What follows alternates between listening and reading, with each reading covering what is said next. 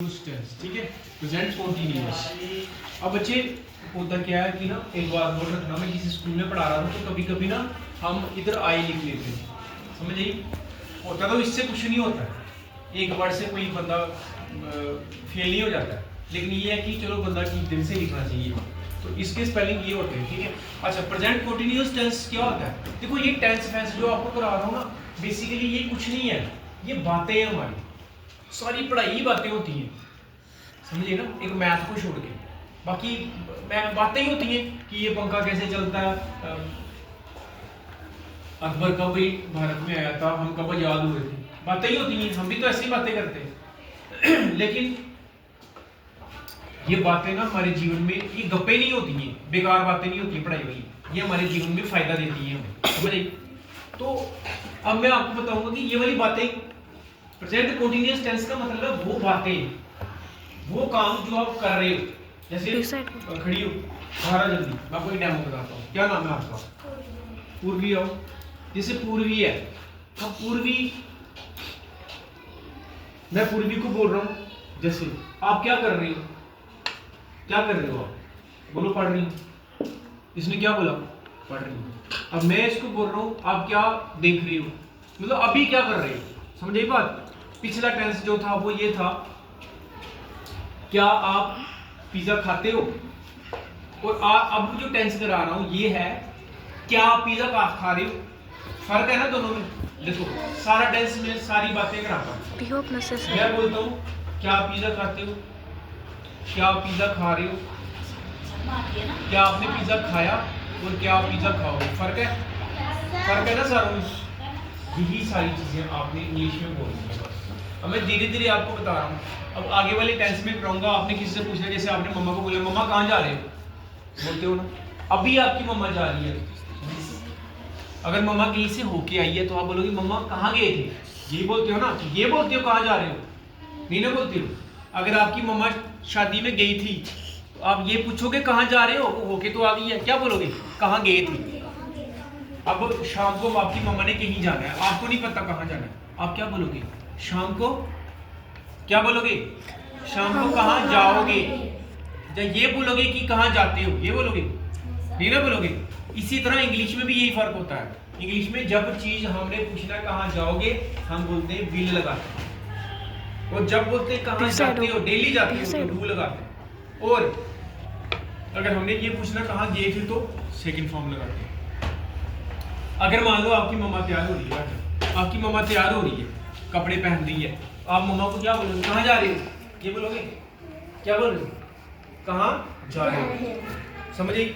ये भी बोल सकते हो कहाँ जाओगे, दोनों चीजें एक ही जैसी हैं। लेकिन उस वक्त जब आपको आ जाता है ना, फिर आप आगे पीछे बोलो, कोई आपको नहीं पूछे। तो लेकिन आने से पहले आपने क्या करना है कि ठीक ढंग से बोलना उसको, कि कहाँ क्या बोलना है ये पता होना चाहिए। जब बंदा एक्सपर्ट हो जाता है ना, पता है आपको, देखो मेरी बात सुनो, जैसे मान लो आपको साइकिल नहीं आता, जब आपको साइकिल नहीं आता धीरे धीरे चलाते हो या तेज चलाते हो, धीरे। जब आपको आ जाता है तो क्या करते हो, तेज चलाते हो, काट भी मारते हो ना, ऐसे मम्मा को मम्मा पीछे हो जा, पीछे ऐसे करते हो ना, वो क्या होता है, आप मास्टर बन जाते हो उस चीज की, आपको तगड़े तरीके से आ जाती है चीज, परफेक्ट हो जाता है, समझे ना। पहले कच्चा आता था, पक्का आ गया तो क्या हो गया, एक मकान कच्चा है, उसके ऊपर नाच सकते हो चढ़ के, सीधा बीच में चलोगे जाओगे, मकान भी गिरेगा, आप भी गिरोगे। अगर पक्का है तो ऊपर जाओगे, नाचोगे ना, जो मर्जी करो। इसी तरह जब आपको पूरी ये आ जाएगी ना, फिर आप जो मर्जी सेंटेंस पूछो, आपको कोई नहीं बोलेगा। लेकिन उस वक्त गलतियां भी करोगे तो कोई कुछ नहीं बोलेगा। लेकिन जब तक नहीं आती है तब तक क्या करना है, तब तक आपको धीरे धीरे सही तरीके से चलना पड़ेगा, समझ आई बात मेरी। अब देखो, अब प्रेजेंट कंटिन्यूअस पूरी बातें तो पता लगी, कहाँ जा रहे हो, क्या कर रहे हो, किससे बात कर रहे हो, मैं खाना नहीं खा रही हूँ, मैं नहीं सो रही हूँ, समझ आई बात, ठीक है। अब हम कैसे बनाते हैं, ध्यान से सुनो।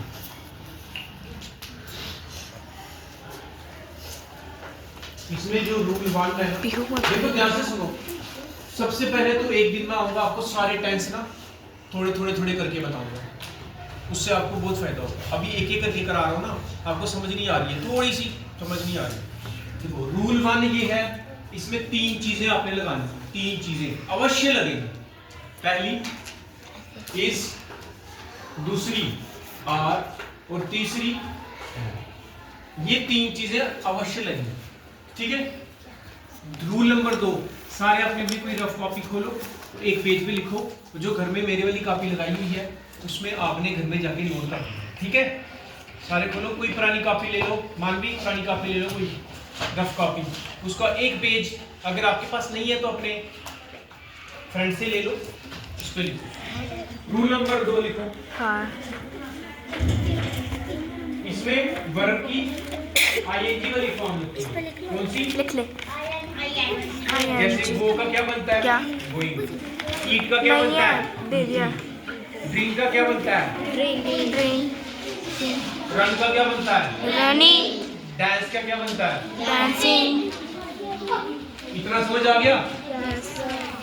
इतना समझ आ गया सबको? Yes sir.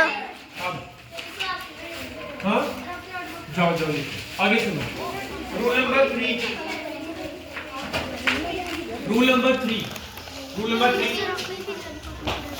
3 देखो सारे, इसमें ना सेंटेंस के लास्ट में रहा है, रही है, आता है।